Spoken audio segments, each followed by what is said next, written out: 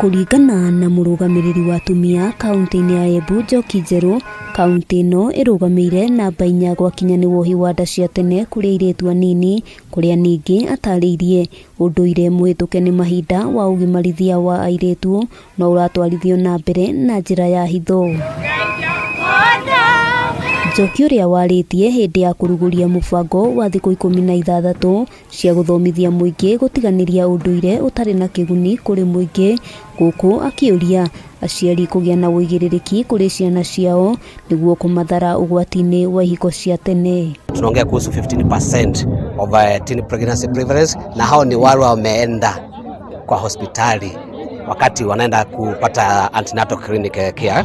Mũbango ũyũ ũtanyĩtwo kũhungura matũra matiganĩte, andũ arĩa matũngagio mbara cia kĩmũciĩ makĩũrio kwĩyumĩria nĩguo kĩhoto kĩao gĩkorwo gĩgĩthingatwo. Ningeappeal kwa lawyers, pro bono services, wale ambao wameathirika wa mama na wasichana wapatie free services, kwa sababu wako na kesi zao labda ziko mahakamani ama wamepatwa na mambo kama hayo, lakini mambo ya legal services they cannot afford. Kwa hivyo tungeweza kuappeal for pro bono services whereby we can have lawyers waweze kuwatetea wakiwa na kesi kama hizi. Hamwe noguo mũingĩ mwena ũyũ ũrĩtio gwĩkinyagia session-inĩ itiganĩte rĩrĩa matũngio ngero ta icio, kũrĩa ningĩ atongoria morĩtio kũnyitanĩra harĩ kũhingũra session nyingĩ kũrĩa mũingĩ ũngĩgĩa na mweke wa kwĩitũrũra na gũtangĩkĩrwo na njĩra ĩrĩa yagĩrĩire. Lakini pia kuna wababa ama wanaume ambao wameathirika na pia wanachapwa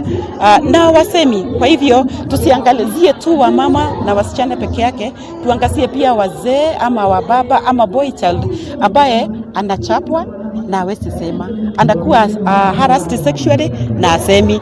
Waweze kutenga at least amount yenye itaweza kutosha kuhakikisha haki ya mtu yoyote, mwanamke, mwanaume ama msichana ambaye amedhulumiwa ameweza kupata haki. Handũ-inĩ ha Kameme TV, rĩtwa rĩakwa nĩ Wambui wa Njũgũna.